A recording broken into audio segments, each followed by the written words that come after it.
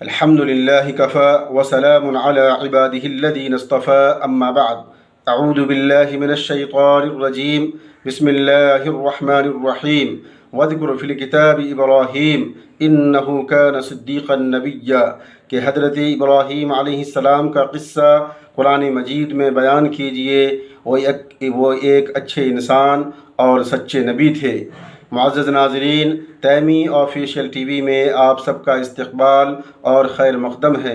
سیرت ابراہیم کے اس دوسرے ایپیسوڈ میں ہم آپ کے سامنے حضرت ابراہیم اور ان کے والد کے درمیان ہونے والی گفتگو کا تذکرہ کریں گے۔ جب حضرت ابراہیم علیہ السلام کچھ بڑے ہوئے تو انہوں نے دیکھا کہ چاروں طرف بت پرستی عام ہے۔ لوگ ایک اللہ کو چھوڑ کر سینکڑوں معبودان باطلہ کی پرستش میں لگے ہوئے ہیں، ان کی عبادت کر رہے ہیں۔ خود اپنے گھر میں انہوں نے دیکھا کہ بہت بڑا بت خانہ ہے جہاں بت بنایا جاتا ہے اور بیچا جاتا ہے۔ چنانچہ انہوں نے سب سے پہلے اپنے والد کو سمجھانے کی کوشش کی اور اس بت پرستی سے روکنے کی کوشش کی۔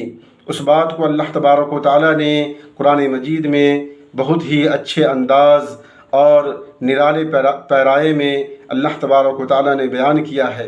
اللہ تبارک و تعالیٰ نے کہا اذ قال لأبيه يا أبت لم تعبد ما لا يسمع ولا يبصر ولا يغني عنك شيئا، کہ جب حضرت ابراہیم علیہ السلام نے اپنے والد سے کہا اے ابو جان، آپ ایسی چیزوں کی عبادت کیوں کرتے ہیں جو نہ سنتی ہے اور نہ دیکھتی ہے اور نہ آپ کو کوئی نفع اور نقصان پہنچا سکتی ہے۔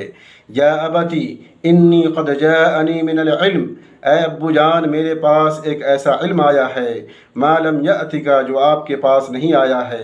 فاتبعنی اہدک صراطا سویا، تو آپ میری ہی اتباع کریں، آپ مجھے فالو کریں، مجھے مانیں، میں آپ کو سیدھے راستے کی طرف رہنمائی کروں گا، میں آپ کو سیدھا راہ دکھاؤں گا۔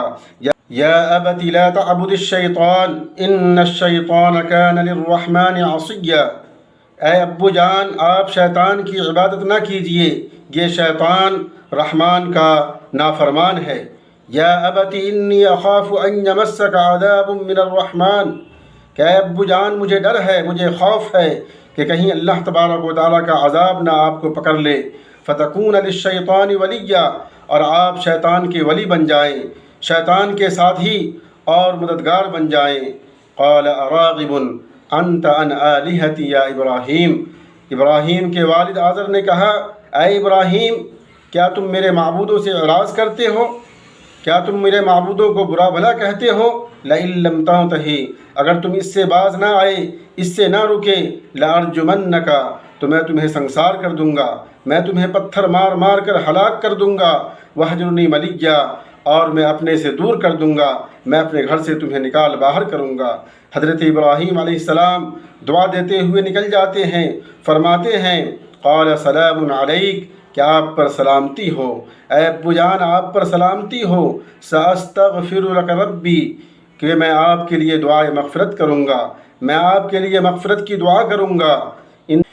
میرے اسلامی بھائیوں اور بہنوں، حضرت ابراہیم علیہ السلام نے ہر طرح سے اپنے والد کو سمجھانے کی کوشش کی، انہیں بت پرستی سے دور رکھنے کی کوشش کی۔